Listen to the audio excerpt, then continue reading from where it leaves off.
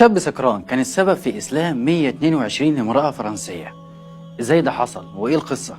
ما تستغربش من العنوان وتابعنا واعرف النهاية. ولكن قبل ما نبدأ وقف الفيديو وعلق بالصلاة على النبي صلى الله عليه وسلم وشاركنا في الأجر والثواب بإذن الله تعالى.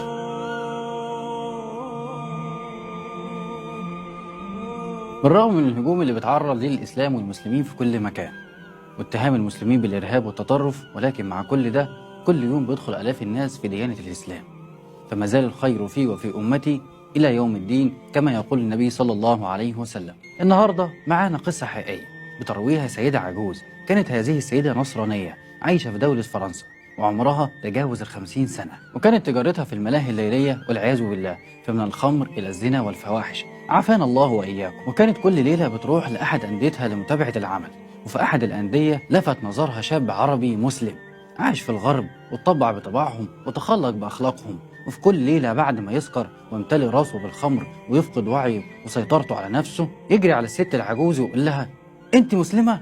فتقول له لا، فيولع عود كبريت ويقول لها جربي المسي النار بإيدك كده، فتقول له ابعد عني.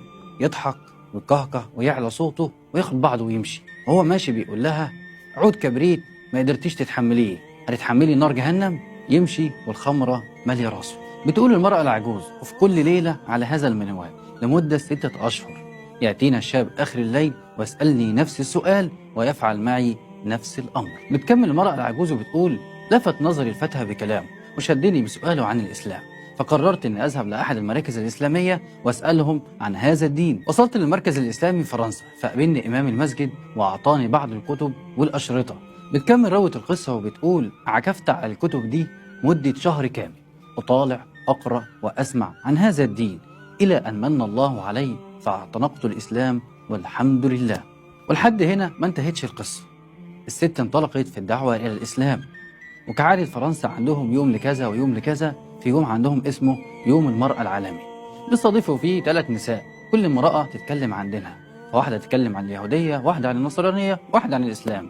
وصاحبة القصة كانت هي المدعوة عشان تتكلم عن الإسلام. وكان الحضور حوالي 10,000 امرأة أو يزيد عن ذلك من مختلف الديانات. اتكلمت الست العجوز المسلمة بما فتح الله عليها وحكت قصة إسلامها العجيبة على الحضور. وبعد المحاضرة ذهب إلى المركز الإسلامي 121 امرأة واعتنقوا الإسلام وأعلنوا إسلامهم في يوم واحد. سبحان الله مسبب الأسباب.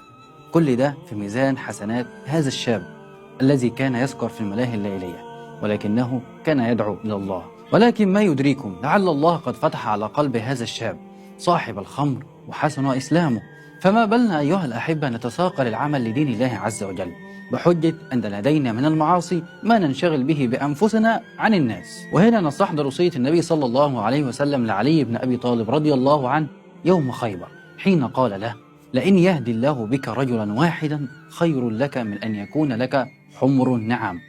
رواه البخاري ومسلم. هذه الوصية من النبي صلى الله عليه وسلم لعلي بن أبي طالب رضي الله عنه تبين لنا بجلاء الميزان الشرعي الذي يكشف لنا حرص النبي صلى الله عليه وسلم على الناس وأن يصل هذا الدين إلى كل الناس. كيف لا وهو من قال عنه ربنا عز وجل وما أرسلناك إلا رحمة للعالمين. ودي كانت نهاية قصتنا. ما تنسوش الصلاة على النبي صلى الله عليه وسلم زي ما اتفقنا في أول القصة، والسلام ختام.